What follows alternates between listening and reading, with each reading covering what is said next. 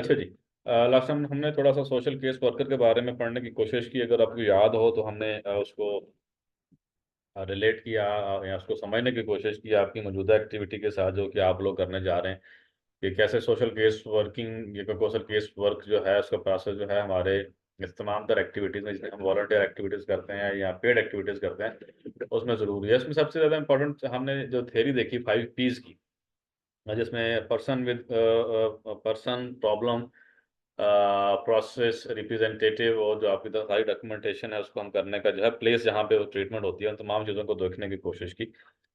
और मैंने आपको ये बताने की कोशिश भी की कि हमारे यहाँ पाकिस्तान के अंदर सोशल केस वर्कर एक प्रॉपर जॉब है गवर्नमेंट लेवल पे, और आपकी प्रोविंशियल गवर्नमेंट और जो आपकी फेडरल गवर्नमेंट है वो दोनों के जो हॉस्पिटल्स हैं स्पेशली उनके अंदर ये लोग होते हैं जो लोगों को असिस्ट करने के लिए, लोगों को हेल्प करने के लिए बेसिकली बैठे होते हैं। वो ग्रेड 17 की ये जॉब है।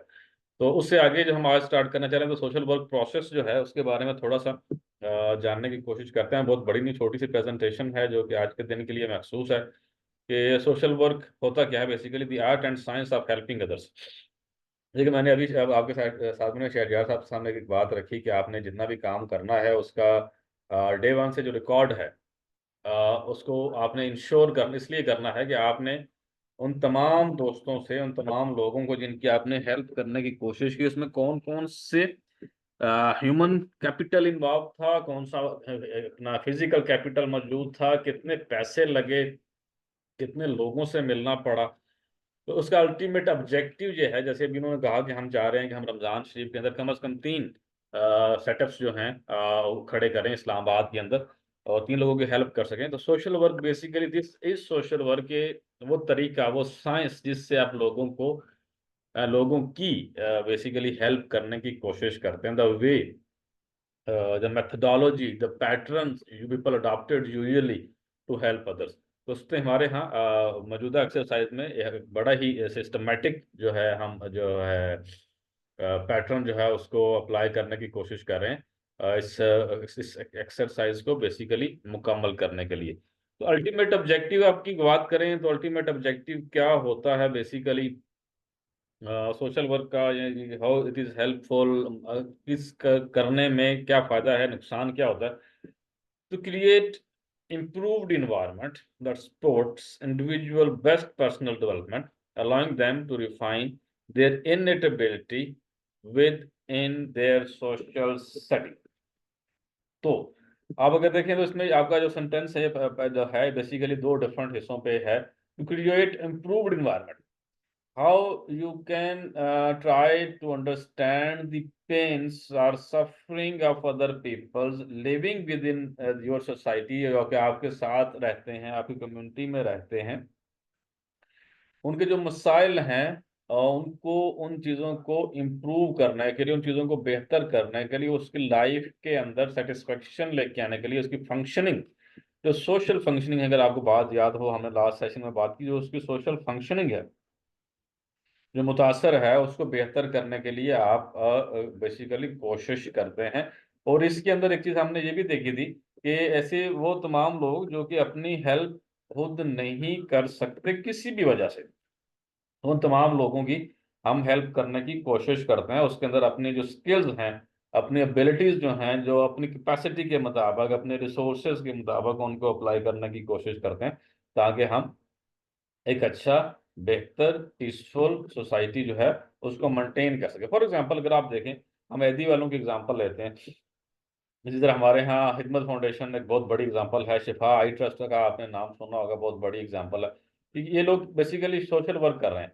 हम ऐदी की मिसाल दें तो ऐदी के बेशुमार जो है सर्विसेज हैं, जिनमें से एक आपके जो वो लोग जिनकी डेथ हो जाती है उनको दफनाने वाला कोई नहीं, कितनी बड़ी सोशल सर्विस है। इसी तरह वो लोग जो बच्चा पैदा करते हैं तो उसको रख नहीं सकते, किसी डस्टबिन में फेंक आते हैं, कूड़ेदान में फेंक आते हैं। यहाँ के एदी वालों के जो झूला पड़ा होता है उसके उसके अंदर उसको रखाते हैं, ताकि वो उसको, बच्चे को पाल सकें। तो ये वो चीज़ें हैं सोशल वर्क के तौर पर जो बेसिकली हमारे सोसाइटी में हम इनको कर सकते हैं। मसला, ultimate objective is to create a better living conditions for everyone. I remember हजरत गालिबन हजरत उमर फारूक के दौर में एक टाइम आया था जब ज़कात लेने वाले लोग नहीं रहे थे। मतलब अगर मैं गलत नहीं हूँ, मैंने कहीं पढ़ा था या सुना था, तो ये है एक अच्छी सोशल स्टेट की एग्जांपल कि आप अपने बाकी तमाम टेयर्स जो कि आपके साथ हैं, वो तमाम लोग जो बेसिकली आपको आपके साथ ये माशरा, ये सोसाइटी, ये मुल्क शेयर करते हैं, उनको भी अपने साथ लेके चलें। प्रॉब्लम सॉल्विंग के लिए आपके बेसिकली 6 डिफरेंट स्टेजेस में हमें इस प्रोसेस को समझने की कोशिश करते हैं। पहला नाम, गिव मी अ मिनट, वो उसके स्लाइड के नीचे है, intake oblique engagement. The second one, that is assessment. Third one, planning and contract. Fourth one, treatment or intervention. Fifth one, that is evaluation. And sixth one, that is termination. तो यहाँ पे एक चीज जो relate करना मकसूद है कि आपका प्रोसेस जो है वो भी तकरीबन इन इन इन्हीं 6 प्रोसेस के साथ होकर गुजरेगा, और जब आप फाइनली आप उसको करेंगे, चीज़ों को प्लेस करेंगे, तो वो आप छठी स्टेज के साथ चीज़ों को प्लेस करने की जो है वो कोशिश करेंगे। ठीक हो गया जी। Number 1, at your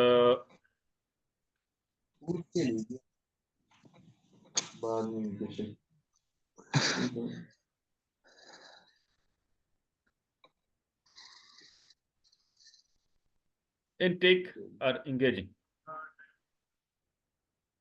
During this stage, the social worker makes initial contact with the client and begin to establish the framework of the helping relationship, developing rapport and trust. Most importantly, the last sentence, that is developing rapport and trust. How vice versa in both situations, आप और आपका client जिसको आप जिसकी आप help करना चाह रहे हैं, अब दूसरे के ऊपर उनका ट्रस्ट जो है इंतहाई इंपॉर्टेंट है। If you consider it in medical perspective, in clinical perspective, for example, if you don't trust on your doctor, so you never tell him or her about the disease or illnesses you have.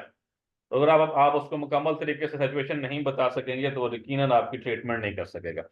तो social work में भी यही चीज़ है कि आप जिस client की, जिस बंदे की हेल्प करना चाह रहे हैं, जिस पर्सन की हेल्प करना चाह रहे हैं, उसका आपके साथ जो रिलेशनशिप है वो ट्रस्ट बेस्ड नहीं होगा, तो आप उसकी हेल्प नहीं कर सकते।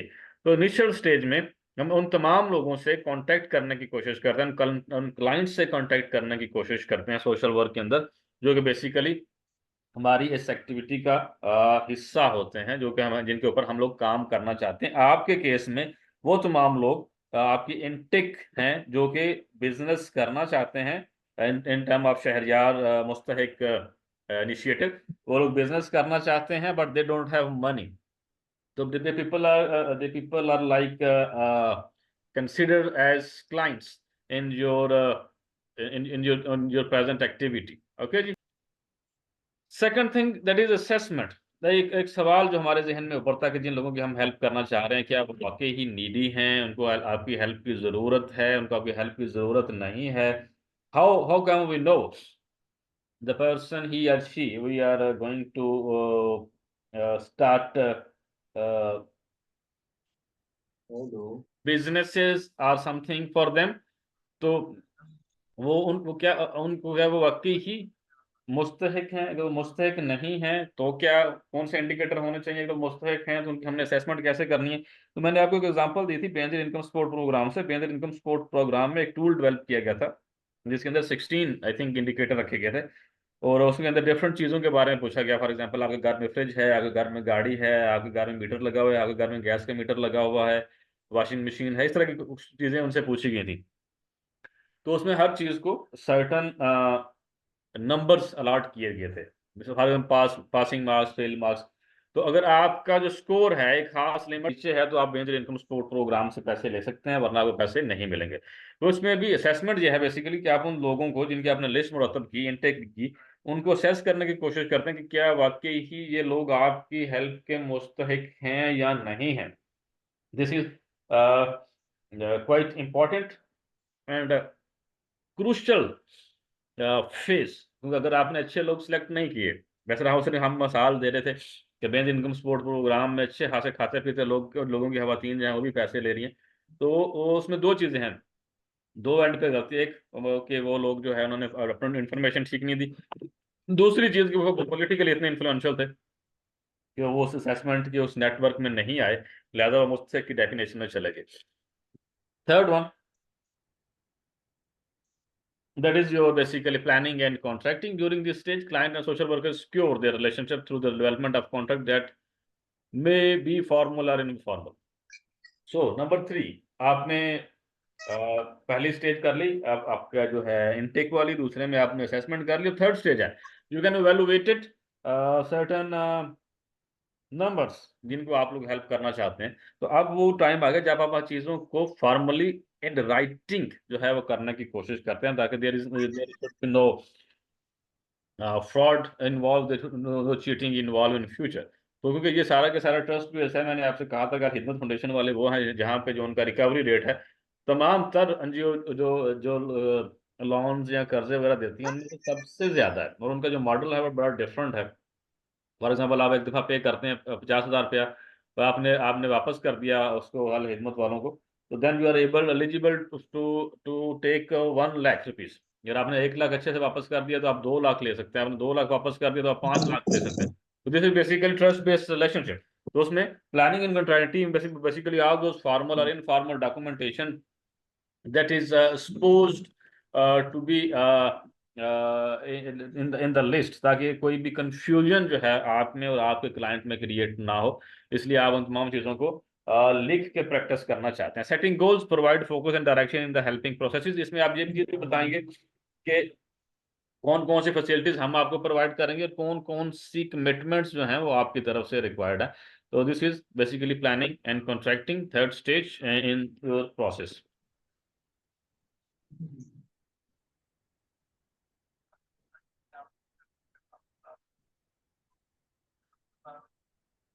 Treatment and intervention. During this stage, both the client and the social worker are working towards the goal that are set, constantly checking and reassessing.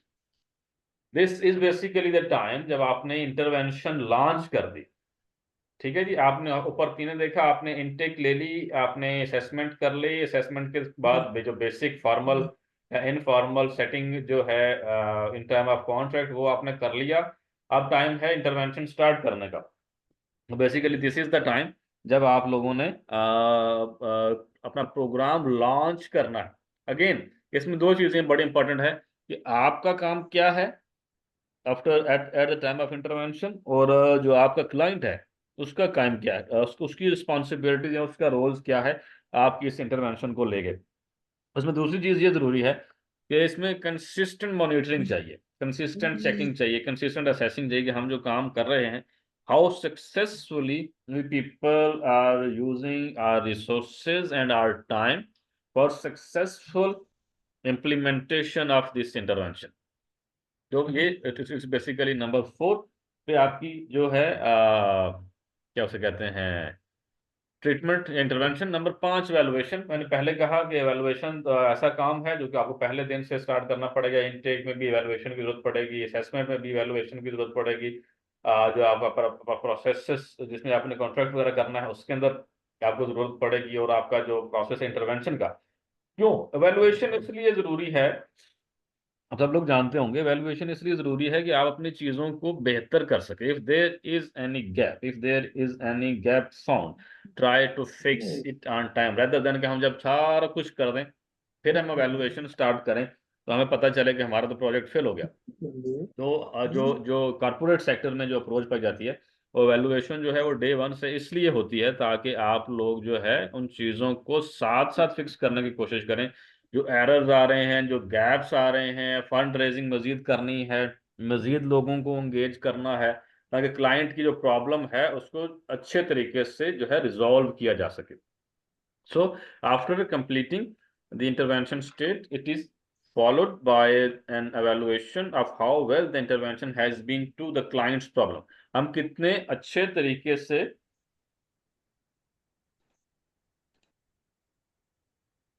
कितने अच्छे तरीके से हम चीजों को जो है चला रहे हैं क्लाइंट की हेल्प करने के दौरान। ठीक हो गया जी। छठा है termination, the final stage of helping process. क्या है final stage of helping process? Is the process where the client and social worker mutually determine when and how the helping relationship will end. तो इसमें जो चीज समझने वाली ये है वो ये है कि क्या आप उसके साथ जो एग्रीमेंट कर रहे हैं वो एक्टिविटी बेस्ड है, वो फाइनेंशियल्स के ऊपर रिलेट कर के साथ रिलेट करता है, या उसमें कोई और कॉन्ट्रैक्ट है। अगर तो आपकी एक्टिविटी का टेन्योर इस तरह से है कि आपने फॉर एग्जांपल पैसे दिए, किसी बिजनेस बंदे को बिजनेस सेट करवा दिया, आप जो है बिजनेस चल पड़ा और आपका ताल्लुक उस वक्त तक है जब तक वो आपको पैसे वापस नहीं करता, एक चीज। दूसरी चीज आप कहते हैं नहीं ये यहाँ तक ताल्लुक नहीं है, हमने इसी रिसोर्स को इस्तेमाल करते हुए या इसी मोटिवेशन को इस्तेमाल करते हुए हमने और लोगों को भी जो है इस प्रोसेस का हिस्सा बनाना है, तो आप उस तरह से भी कर सकते हैं। ठीक हो गया। तो basically this is again something like contract, कि आप कैसे चीजों को डिटरमिन करने की कोशिश करेंगे कि हमने किस हद तक, किस लेवल तक इस बंदे की, इस प्रोजेक्ट की, इस क्लाइंट की हेल्प करनी है, या हम इसको एज एन एग्जांपल कब तक इस्तेमाल कर सकते हैं, और इनमें हम बाकी लोगों को कैसे एज ए रैपट बिल्डिंग हम इसको